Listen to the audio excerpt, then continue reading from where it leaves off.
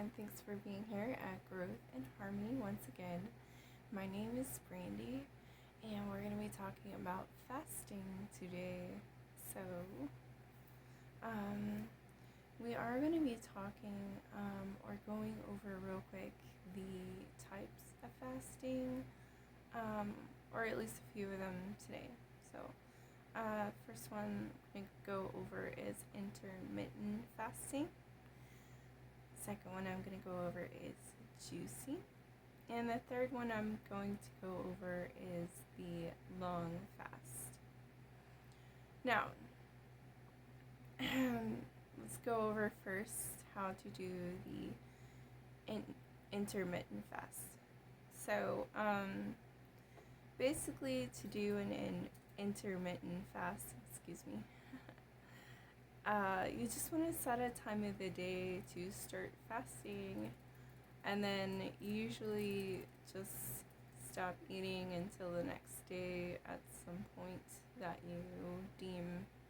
Again, set a time that you're going to, stop fasting and eat for a little while during the day, and then stop again at your set time. So that is basically how you do intermittent fasting. For example, like, I know a few people that start at like 4 or 5 o'clock at night. They'll just stop eating until the next day, until like 7 or 8 in the morning. So if you're interested in doing an intermittent fast, it is safe for anyone to do. So this isn't a fast where you have to contact your doctor to make sure that that's going to work. Now, of course, if you're diabetic or pregnant, you really shouldn't do any of these: pregnant, breastfeeding, diabetes, or at least ask your doctor to make sure that he approves of that, he or she approves of that, I should say. So let's go on to the next one. Here is juicing. So juicing is nice for people like in recovery, or even those who are just weaning themselves down for a more intense fast. When it comes to juicing, it's pretty simple. Basically, just break your food down, usually with some sort of juicer or mixer, and drink it. So this does act as a meal, but your body digests it easier. Okay. So again, with this one, anyone can do it really, except for those who are diabetic or, breastfeeding or pregnant. So on this one, again, it's pretty safe. Just, if you have blood sugar problems, you should probably just make sure to ask your doctor if that's a good idea or not. Alright? Now, a long fast is the last type that we will be talking about today. Now, I started a long fast, well, it's been like a little over a day now, because I actually tried to make this video on the 10th, I believe. So yeah, it just wasn't working for me. My electronics were not being nice to me. So anyways, here we are again. Trying to get this done. Hopefully this one works out just fine, and I'm sure it will. So now I do want to go over a little bit of my own journey here and there with you as well, not just explain the process, but I will be making more videos on my journey with my long fast to kind of let you know how that's going, what symptoms I may have, that kind of thing. So I will say that not everyone should do a long fast, maybe. Especially not again, those people who are breastfeeding or pregnant or have diabetes are definitely not going to do a long fast. So just be aware of that. And then if you have any questions about whether you should or not, you should probably just talk to your doctor just to be on the safe side, because if there's any hesitation there, it would just be safer to ask than to not ask, probably. Okay? So,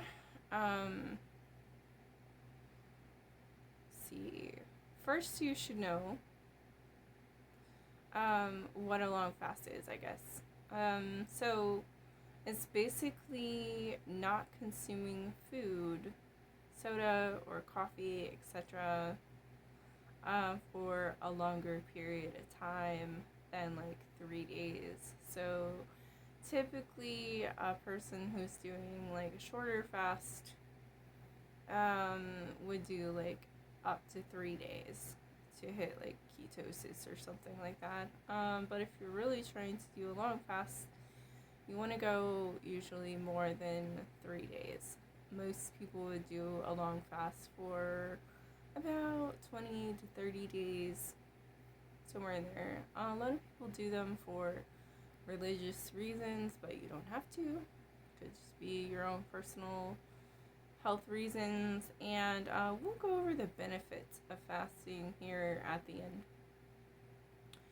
Now, with a long fast, you can still have water and herbal teas, lemon juice, and apple cider vinegar. If you don't like the taste too much, you can always dilute that with water. So it's just something a little bit different than just water all the time, if you choose to do that. Some people just strictly do water. I don't personally. I like to do teas and that kind of thing. So also, if you're just really new to it, and maybe you just want to ease yourself into the fast or have some kind of sustenance other than just food, you might heat up like a broth, like a vegetable broth or something, and try to sip on that a little. Now, if any point during the long fast you start feeling, or any fast for that matter, that you start feeling unwell, you should stop and make sure that you are okay. Like, call your doctor and be like, hey, I've been fasting and I'm not feeling that well. I don't know if I have all my nutrients. Again, you can take vitamins too. A lot of people, like I do, I take vitamins while I'm fasting. I make sure I have a little bit of salt and some water too, because salt is important for your heart. And I'm not talking about white processed salt. I'm talking about like the natural kind. So,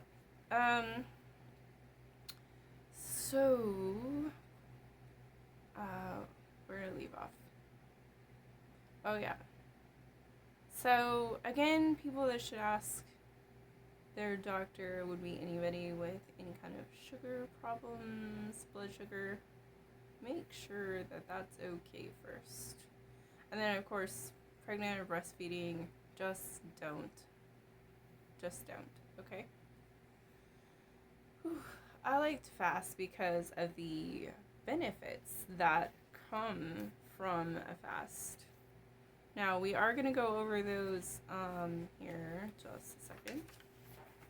My notes out. Alright, now we're going to go over some of these benefits that come with fasting. The reason most people fast, and some benefits here. So, I've got 10 of them down. I've got probably the number one reason I see people fasting is for fat burn or losing weight, because it does help with that, of course. Second one I've got here, helps skin clear up. So if you got like a rash or just really heavy acne or whatever you might have going on with your skin, it's definitely beneficial to go ahead and try to fast at least for a little while to clear up your skin, because it's just usually toxins built up. So, third one here is helps build the immune system up. So if you have a weaker immune system, fasting might help to make it stronger, of course. So, fourth one I have here is cleansing and detox. So I think it's a good practice to cleanse or detox at least once a year.